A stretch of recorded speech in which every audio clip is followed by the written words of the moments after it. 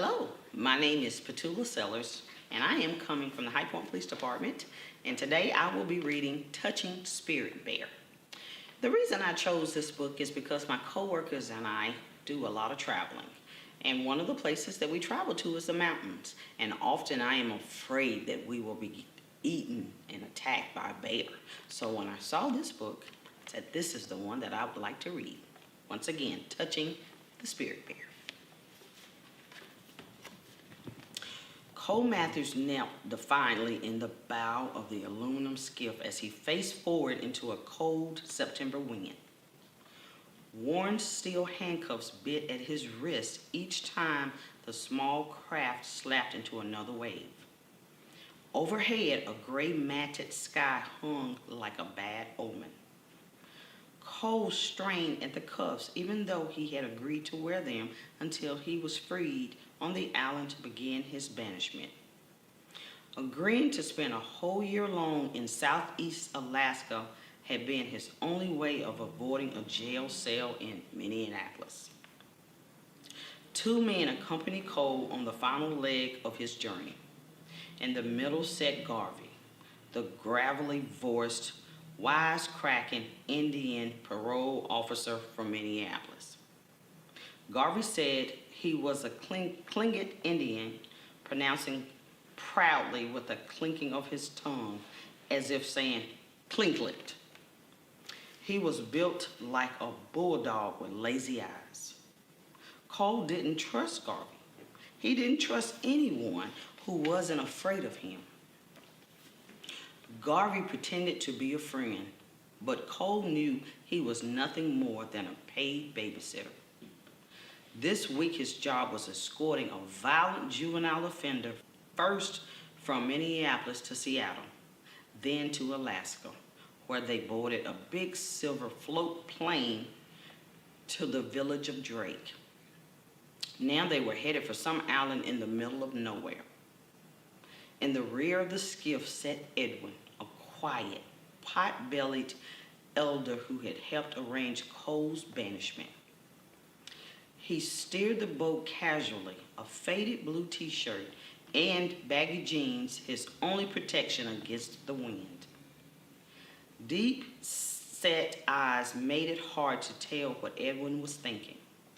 He stared forward with a steely patience like a wolf waiting. Cole didn't trust him either. It was Edwin who had built the shelter and made all the preparations on the island where Cole was to stay. When he first met Edwin and Drake, the gruff elder took one look and pointed a finger at him. "Go put your clothes on inside out," he ordered. "Get real, old man," Cole answered. "You'll wear them reserved for the first 2 weeks of your banishment to show humility and shame," Edward said.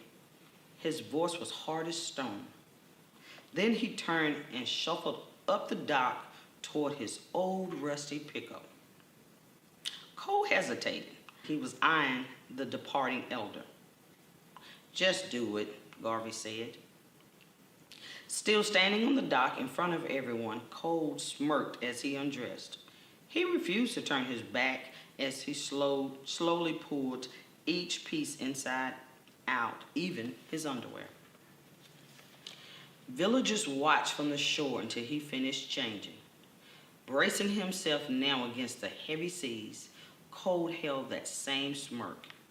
His blue jeans, heavy wool shirt, and a rain jacket chafed his skin, but it didn't matter. He would have worn a cowbell around his neck if it had meant avoiding jail. He wasn't a Tlingit Indian. He was an innocent-looking, baby-faced 15-year-old from Minneapolis who had been in trouble with the law half his life. Everyone thought he felt sorry for what he had done, and going to this island was his way of making things right. Nothing could be further from the truth. To Cole, this was just another big game. With salt air biting at his face, he turned and glanced at Edwin. The elder eyed him back with a dull stare. Anger welled up inside Cole. He hated that stupid stare. Pretending to aim toward the waves, he spit so the wind would catch the thick saliva and carry it back. The spit caught Edwin squarely and dragged across his faded shirt. Edwin casually lifted an oily rag from the bottom of the skiff and wrapped around the slime, then tossed the rag back under his seat and again fixed his eyes on Cole. Cole feigned surprise as if he had made a horrible mistake, then twisted at the handcuffs again. What was this old guy's problem anyway? The elder acted fearless, but he had to be afraid of something. Everyone in the world was afraid of something. Cole thought back to all the people at home who had tried to help him over the years. He hated their fake concern. They didn't really care what happened to him. They were gutless. He could see in their eyes. They were afraid, glad to be rid of him. They pretended to help only because they didn't know what else to do. For years, help had meant sending him to drug counseling, anger therapy sessions. Every few months, Cole found himself being referred to someone else. He discovered early on that being referred was the adult term for passing the buck. Already he had seen the inside of a dozen police stations, been through as many counselors, a psychologist, several detention centers, and 2 residential treatment centers. Each time he got into trouble, he was warned to shape up because this was his last chance. Even the day he left for the island, several of those who gathered to see him off, including his parents, had warned him, "Don't screw up. This is your last chance." Cole braced himself for the next big wave. Whatever happened, he could always count on having one more last chance. Not that it really mattered. He had no intentions of ever honoring the contract he agreed to during the Circle Justice meetings. As soon as they left him alone, this silly game would end.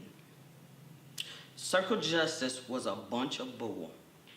They were crazy if they thought he was going to spend a whole year of his life like some animal trapped on a remote Alaskan island. Cole twisted at his handcuffs again. Last year, at this time, he had never even heard of Circle Justice.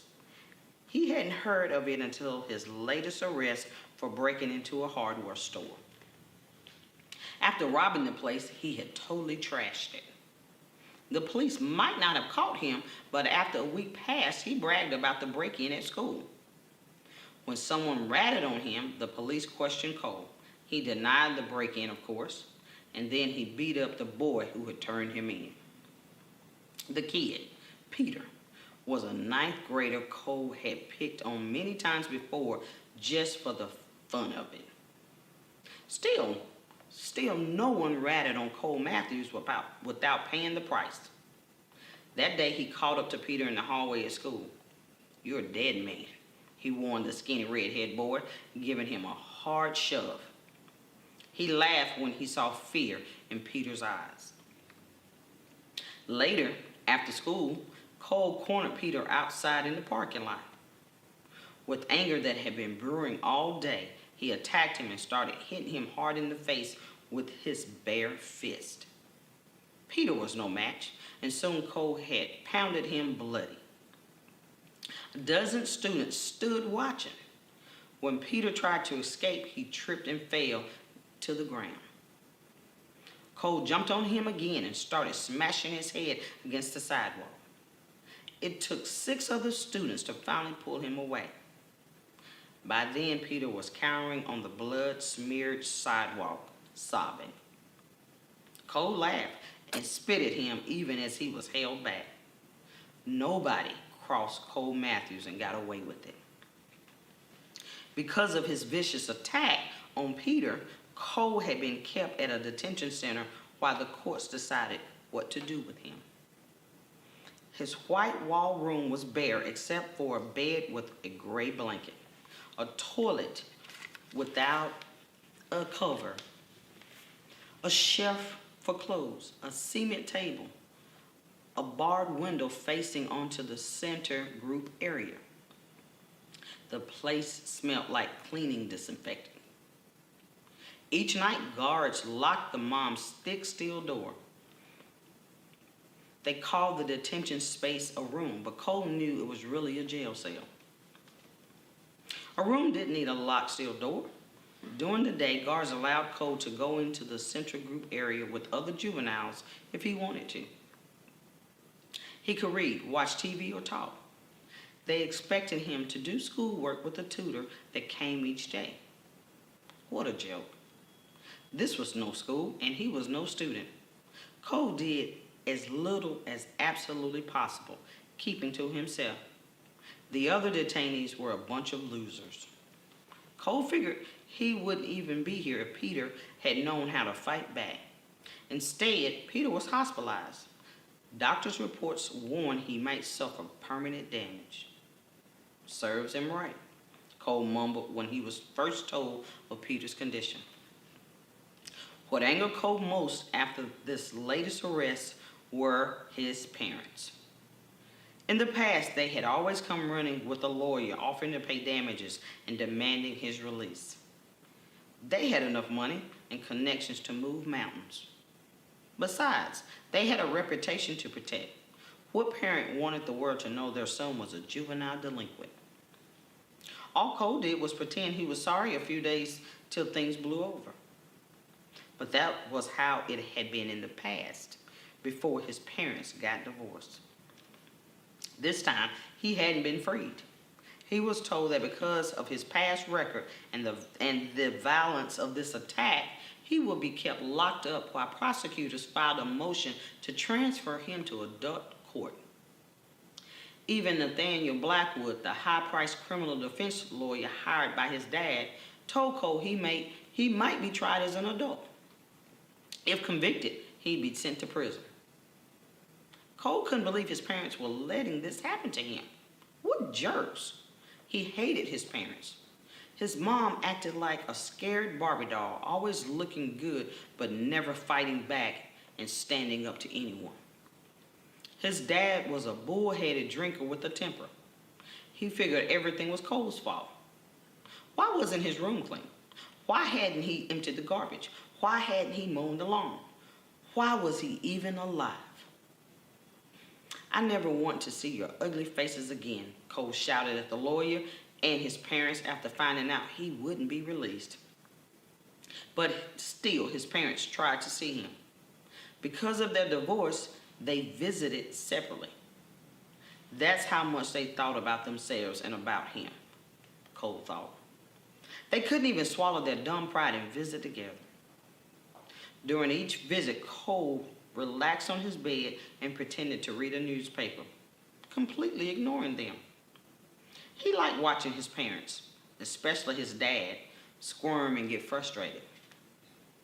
Some days his dad got so mad he turned beet red and twitched because he couldn't lay a finger on Cole with the guards watching. Finally, his parents quit trying to visit. Even Nathaniel Blackwood quit stopping by, except when hearings and depositions required his presence. Cole didn't like the lawyer. Blackwood was a stiff man and spoke artificially as if he were addressing an audience through a microphone. Cole swore he would starch on everything, judging how he walked, that including his underwear. The only person who insisted on visiting regularly was Garvey, the stocky young probation officer who stopped by the detention center almost daily. Cole couldn't figure Garvey out. He knew the probation officer was super busy, so why did he visit so often? What was his angle? Everybody had an angle, something they wanted. Until Cole could figure out what Garvey wanted, he resented the visits. He didn't need a friend or a babysitter. During one visit, Garvey asked casually, "I know you're in control, champ, but would you ever consider applying for circle justice? What's circle justice? It's a healing form of justice practiced by native cultures for thousands of years. I'm no Indian, Cole said. Garvey spoke patiently. You don't have to be a native Indian or First Nation. Anybody can love, forgive, and heal. Nobody has a corner on that market. What's in it for me? Garvey shook his head. If you kill my cat, normally the police find you and that's it. We still hate each other. I still feel bad about my cat, and you're angry because you have to pay a fine. In circle justice, you sign a healing contract. You might agree to help me pick out a new kitten and care for it as part of the sentencing. Why would I want to take care of a dumb cat? Because you caused my cat and me harm. By doing something for me and for another cat, you help make things right. What if I don't care about you and your dumb cat? Then do it for yourself. You're also a victim. Something terrible has happened to make you want to kill a poor small animal. Cole shrugged. Filling a dumb cat beats paying a fine. Garvey smiled and clapped Cole on the back. You just don't get it, do you, champ? Cole ducked away from Garvey. He hated being called a champ, and he hated being touched. Nobody ever touched him except to hit him. That's how it had been as long as he could remember. Circle justice tries to heal, not punish, Garvey explained. Your lawyer might take you to a zoo to help you appreciate animals more. The prosecutors might have you watch a veterinarian operate for a day to realize the value of life.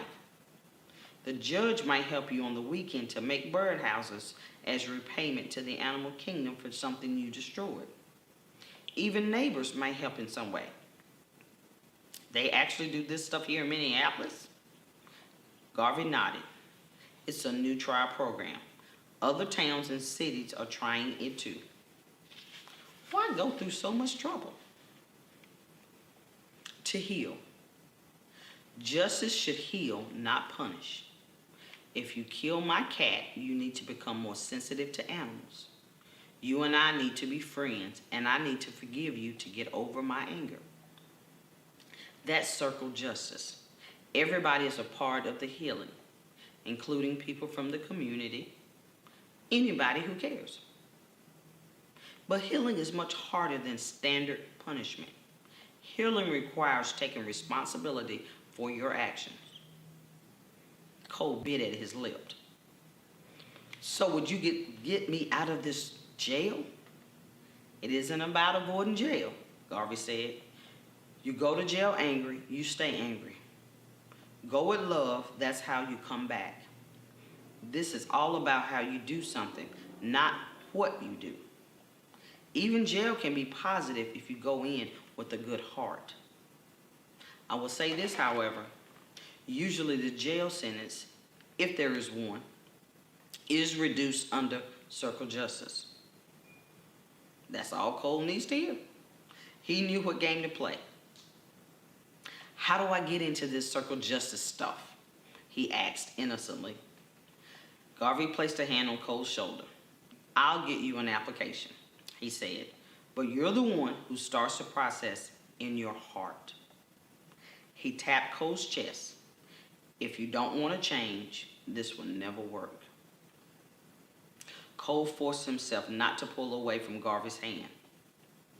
I really do want to change, he said, using the innocent, childish voice that had served him well countless times. Garvey nodded. Okay, let's see if you're serious. I'll help you with the application. After Garvey left the detention center that day, Cole jabbed his fist into the air. Yes, he exclaimed. The world was made up of suckers and fools, and today Garvey was at the top of the heap. And that concludes chapter 1. Again, touching spirit bear. I'm Petula Sellars from the High Point Police Department. I had just read Touching the Spirit Bear. Please come to the High Point Library to check it out.